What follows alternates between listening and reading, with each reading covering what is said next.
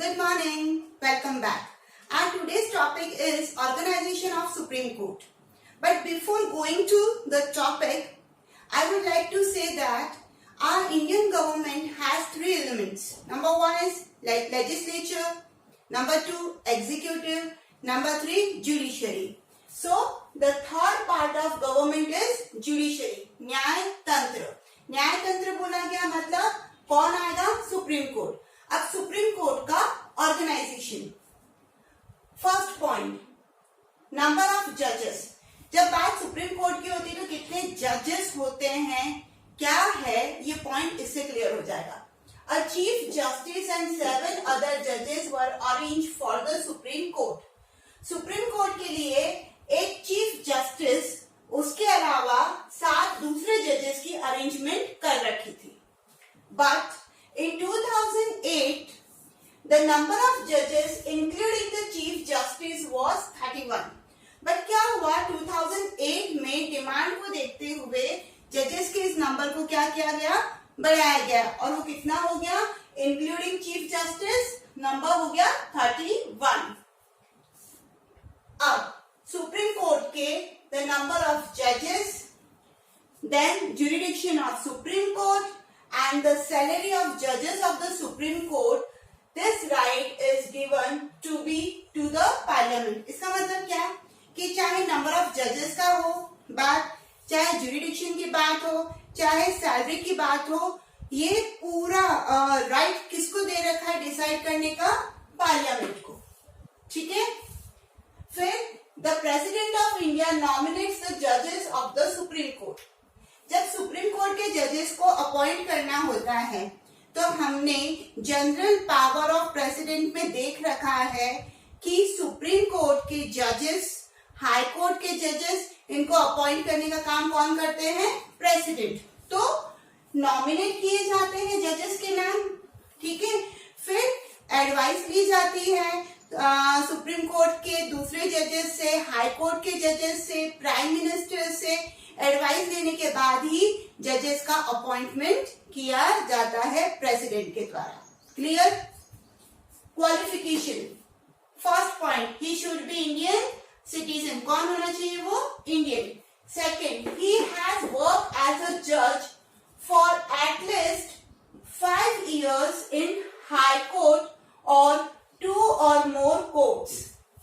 Second qualification rule ये कहता है कि वो जज रह चुके हो कितने साल के लिए, 5 साल के लिए. कहां पर, हाई कोर्ट या फिर 2 और 2 से ज्यादा कोर्ट के अंदर उन्होंने जज का काम किया हो. ठीक है.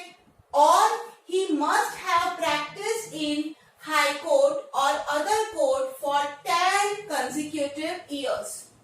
अगर वो जज नहीं रहे हैं मान लीजिए हाई कोर्ट में, तो कम से कम हाई कोर्ट में या फिर दूसरे कोर्ट के अंदर उन्होंने लगातार 10 साल तक क्या की हो, प्रैक्टिस की हो. Third, in the I of president he should have high knowledge of law.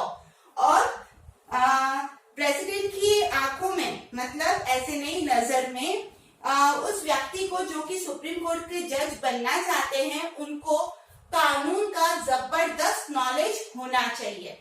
तो क्वालिफिकेशन में क्या आ गया, first, he should be Indian citizen. Second, high court या किसी भी 2 या 2 से ज्यादा कोर्ट में उन्होंने 5 साल तक जज का काम किया हो, या फिर किसी भी कोर्ट के अंदर या हाई कोर्ट में कम से कम उन्होंने 10 साल लगातार प्रैक्टिस की हो. और चौथा पॉइंट यह है कि प्रेसिडेंट की नजर में उनको कानून की नॉलेज होनी चाहिए. ठीक है. Qualification clear. आगे, एग्जीक्यूटिव एंड इम्पीचमेंट. ठीक है. The judge should remain on post till the age of 65 years. 65 as तक, मतलब उनकी एज 65 होने तक वो जज रह सकते हैं. उसके बाद उनको रिटायर्ड होना पड़ेगा. Second, he can also resign. अगर वो चाहते हैं तो वो मिड में भी, उनका टेन्योर पूरा होने से पहले, 65 इयर्स होने से पहले भी अगर उनको लग रहा है कि नहीं अब मुझे रिजाइन कर लेना चाहिए, तो वो रिजाइन भी कर सकते हैं. पहला क्या हो गया, खुद रिटायर्ड हो जाए 65 तक काम करके. दूसरा, अगर उनको लग रहा है कि नहीं रिजाइन कर देना चाहिए, तो वो रिजाइन भी कर सकते हैं। अब तीसरी चीज, ड्यू टू प्रूवन मिसकंडक्ट, ठीक है, remove by parliament.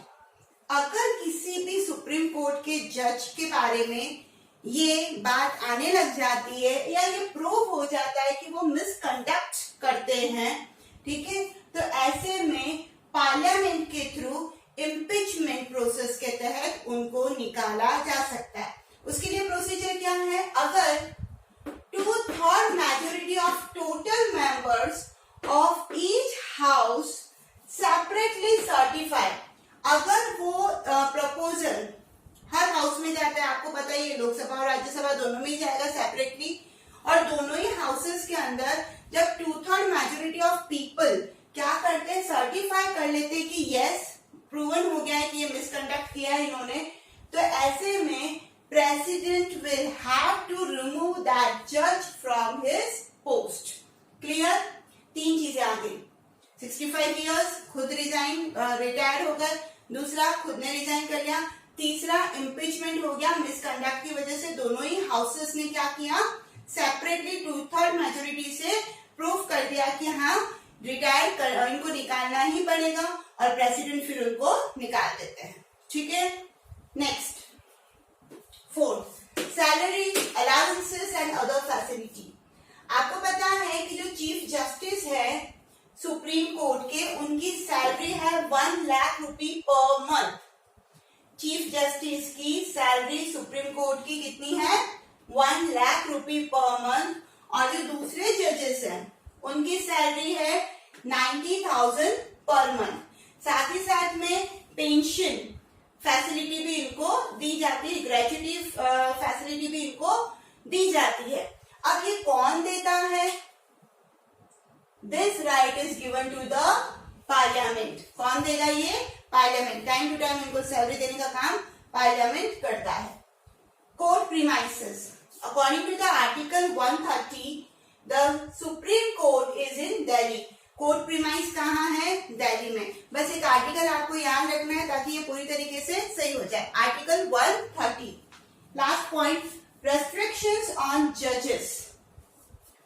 After retirement the person who has been a judge in Supreme Court of India, they cannot plead in front of any court or any officer in India. What does it mean? कि अगर retirement के बाद, है ना, ऐसा व्यक्ति या फिर जिसका रिटायरमेंट हो चुका है, जो कि सुप्रीम कोर्ट का जज रह चुका है, तो ऐसा कोई भी व्यक्ति किसी भी कोर्ट या फिर किसी भी ऑफिसर के सामने वकालत नहीं करेगा।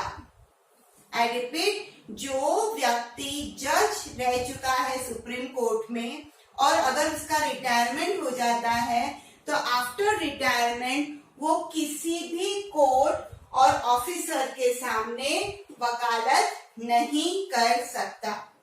आई होप ये वीडियो आपको क्लियर हो गया होगा। कोई भी डाउट है, कमेंट, अच्छा लगे तो लाइक इट। Thank you.